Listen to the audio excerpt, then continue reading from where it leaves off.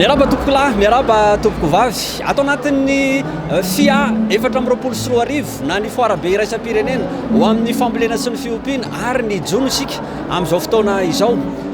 Anisan'ny manasongadina lehibe indrindra ny fifandraisana eo amin'ny fanjakana, ny sehatra tsy miankina, ny mpamokatra, ny tantsaha ity tsenabe iraisam-pirenena ity. Mahakasika izay no hoentina amintsika ao anatin'ny fandaharana izay anasako anao anjo izany hatramin'ny farany. FIA 424 tsenabe iraisam-pirenena momba ny fambolena sy ny fiompiana ary ny jono andiany fahaenina no tanterana ny 12 hatramin'ny 15 septambra 424 lasa teo tao amin'ny Forelo Expo Tanjombato Antananarivo. Itsika ara-toe-karena nanehoana sy nanasongadinana ary anatrarana ny fanamby ho fampivoarana ny ara-pamokarana izay napetraka ny filohan'ny Repoblika Andriamatoa Andry Rajoelina. Paikady izay mifototra amin'ny fampitomboana ny vokabary, famokarana amin'ny velaran-tany midadasika ary ny fampiasana fitaovam-pamokarana moderna. Anjara-toerany sehatra tsy miankina eto amin'ny fampitomboana ny fambolena sy ny fiompiana eto Madagasikara ary ny jono dia zava-dehibe satria efa mipetraka izao ny fanamby, efa mipetraka izao ny politika ankapobeny fanjakana izay mifandray tanteraka ao anatin'ny fambolena sy ny fiompiana ary ny jono. Dia efa mipetraka ihany koa amin'izao fotoana izao ny paikady izay mamaly an'izay vina sy izay politika ny ankapobeny fanjakana izay amin'ny sehatra ny fambolena sy ny fiompiana izay paikady napetraka ao amin'ny ministera ny fambolena sy ny fiompiana izay miara-miasa tanteraka amin'ny sehatra tsy miankina satria araka ny voalazako teo mipetraka antsika amin'ny paikady nefa ilayntsika miara-miasa amin'ny sehatra tsy miankina. Izay moa ny ataontsika hoe partenariat public privé izay anisany ihany koa avokafoka ahafahana manatratra an'izay paikady sy fanamby. Trano efa maro no nivelatra nandritra ny efatrandro ary nanasongadinana ny vokatra ara-pamokaran'ireo fikambanan'ny tantsaha mpamokatra sy kooperativa avy amin'ny faritra izay no tanterahan'ireo tetikasa sy fandarana asa maro raha ho an'ny ministeran'ny fambolena sy ny fiompiana manokana.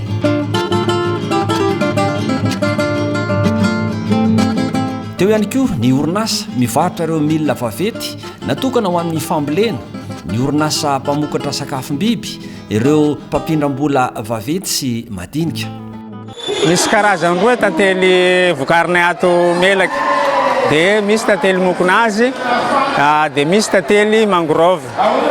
Tantely mokonazy manana endrika ohakan'izao, transparent ohakan'izao. Fa ny tantely mangrove kosa dia manana endrika malokaloky na ranombilao izy amin'ny faritsy melaka agny. Kooperativa anay zany mamokatra eo amin'ny 10 litatra isan-taona. Fa ny ohatran'izay izy tamin'ny nanomboka tamin'ny 2014 jusqu'à 2020 ny ohatran'izay fa noho ny asan'ny varoa zany tonga tany aminay dia lasa nidina le vokatra fa nefa fa miady zahay izao. Miantoka ny fitombon'ny vokatra indrindra ny vary ny fahatsaran'ny kalitaon'ny masom-boly atolotra ireo mpanjifa.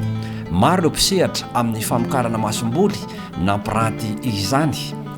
Ny orinasa Prosema na professionnel semencier d'Andapa dia tonga mandray anjara mavitrika eto amin'ny foire internationale de l'agriculture izay iarahany miasa ministeran'ny fambolena sy ny fiompiana.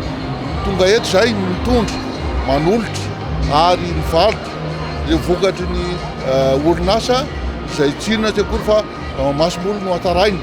Misy ny variatanety P22 na fotiambo, misy ny variatanety ihany koa ny Nerika 4 izay everina fa sahaza amin'ny faritra maro eto Madagasikara.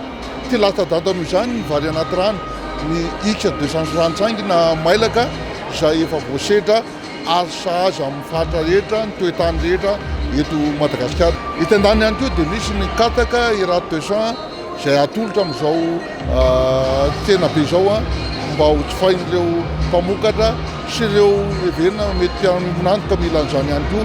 Tao anatin'izay efaran'izay dia hita fa mavitrika ireo mpisidika ary ny tombony tamin'ity dia tsy ireo mpamokatra ihany fa nareo mpiara-miombonantoka tonga nitsidika ny trano eva ary liana amin'ny fiarah-miasa satria mahatsapa fa hitany taratra fa hoe eo ny mamatianina amin'ny famokarana enina ny fampahalalana sy ny fizarana ihany koa mombamomba zany masom-bolo voamarina zany. Nanamarika ity FIA 424 andian'ny fahenina ity ny fionana teo amin'ny ministra ny fambolena sy ny fiompiana Andriamato Ajarson François Sergio sy ireo mpiara-miasa aminy tamin'ireo fikambanana sy vovonana misehatra amin'ny fampandrosoana ny tontolo ambanivohitra miisa 10 eto Madagasikara. Samy naneo ny ezaka vitany sy ny olana atrehana ary ny sosikevitra ny mpisehatra rehetra. Ho an'ny ministeran'ny fambolena sy ny fiompiana dia vonona hatrany amin'ny fanohanana sy ny fiarah-miasa amin'ny tantsaha-pamokatra. Ministeran'ny fambolena sy ny fiompiana sy isika tantsaha-pamokatra izay moteur ny seha-pamokarana. Donc ny moteur ao anatin'ny asa ataontsika amin'ny seha-pamokarana io dia isika tantsaha-pamokatra. Rehefa mifandinika tsika dia ho hitanareo misy hevitra tsy neritreretintsika mihitsy. Fa rehefa mifandinika nivoaka le hevitra. Zay ny mahatsara an'ilay mifandinika, izay le hoe hevitry ny maro mahatakadavitra. Ao anatin'izay ihany koa dia ny hoe raha mandeha irery ianao dia afaka mandeha aingana. Kanefa tsy fantatra mandeha aingana io hoe tonga hatramin'ny farany be. Fa raha miara mandeha isika dia mahatonga lavitra. Dia izay no tian'ny ministeran'ny fambolena sy ny fiompiana atao andeha lavitra dia miaraka amintsika tantsaha-pamokatra. Na tsy aro ho afa-po tamin'ny dinika fionana ny solotenan'ireo fikambanana. Hitanay ary velom-bolo tokoa zahay mpamokatra fa nandray an-tanana an'ireo fangatahana ireo Andriamato Ministra ary mihaino anay mpamokatra ary manantena koa zahay fa tena hitondra tombontsoa tokoa ho amin'ny fampivoarana ny tontolo ambanivohitra tokoa ny ministeran'ny fambolena sy ny fiompiana raha ny zavatra ny fampiresahana tena. Tafiditra tao anatin'ny fandaharam-potoana tamin'ny FIA 424 ity ihany koa ny lohabary an-dasy maro samihafa izay nahitana karazana lohahevitra niompana tamin'ny tontolon'ny famokarana ny indostria ara-pambolena sy ny fiompiana. Teo ihany koa ny atrikasa ny fampizarana ny fivoarana sy ny asa vitan'ny tetikasa jumelage franco-italio-malgasy, tetikasa izay eo ambany fiain'ny ministeran'ny fambolena sy ny fiompiana ary vatsiny ny vondrona eropiana vola. Tanjona ny anatsarana ny kalitaon'ny vokatra mba tsy hisian'ny sakana any amin'ireo firenena anoranana azy, ny fifanakalozana eo amin'ireo fitantanan-draharaha misy ao amin'ireo firenena 3. Nomena sehatra nandritra ny tsenabe ihany koa ny fifaninanana famoronana tetikasa ny arana tamin'ireo tanora miofana ao amin'ny ifitoerana fanofanana ho teknisian'ny fambolena sy ny fiompiana Efta Ambatobe sy ny Kafipahamahintsy izay tantanan'ny ministeran'ny fambolena sy ny fiompiana.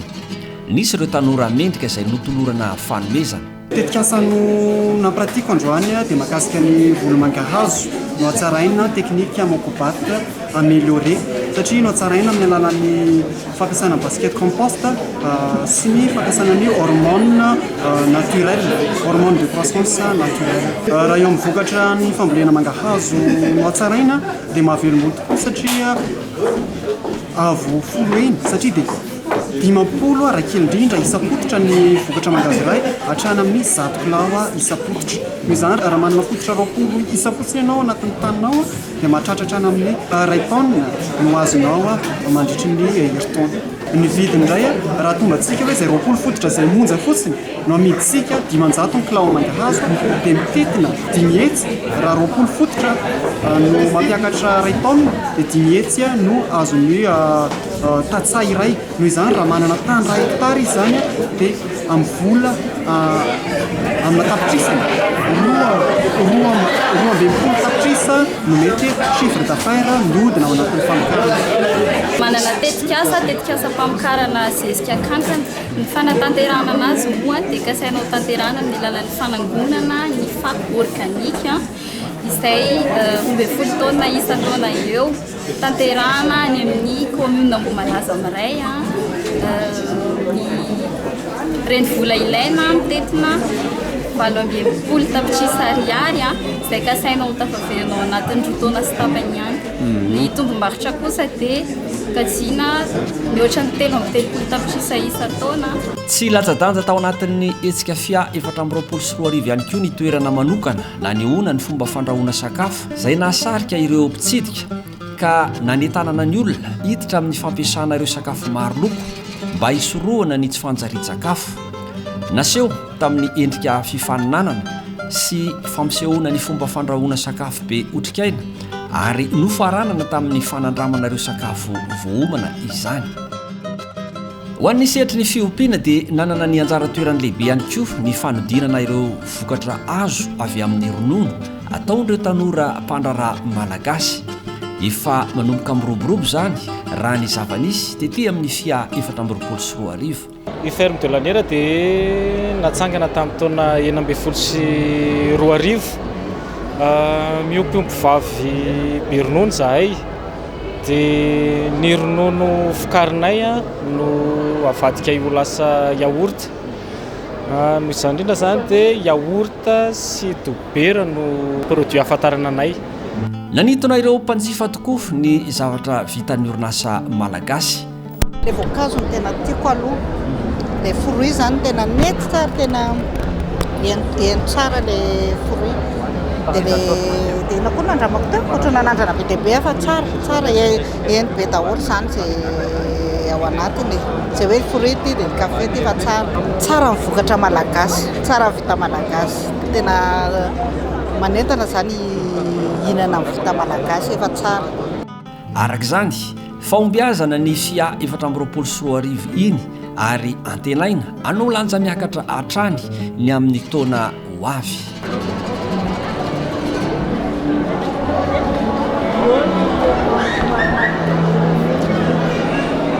Izay no masaka azo natolotra tamintsika tamin'ity takariva ity.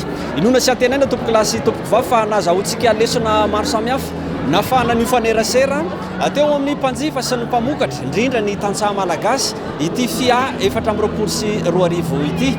Isorana manokana ihany koa ny teknisiana izay tantsoroka tamin'ny fanatanterana izao fandarana izao. Mametraka ny mandra-peona mandrapitafa ho amin'ny manaraka indray. Veloma tompoko.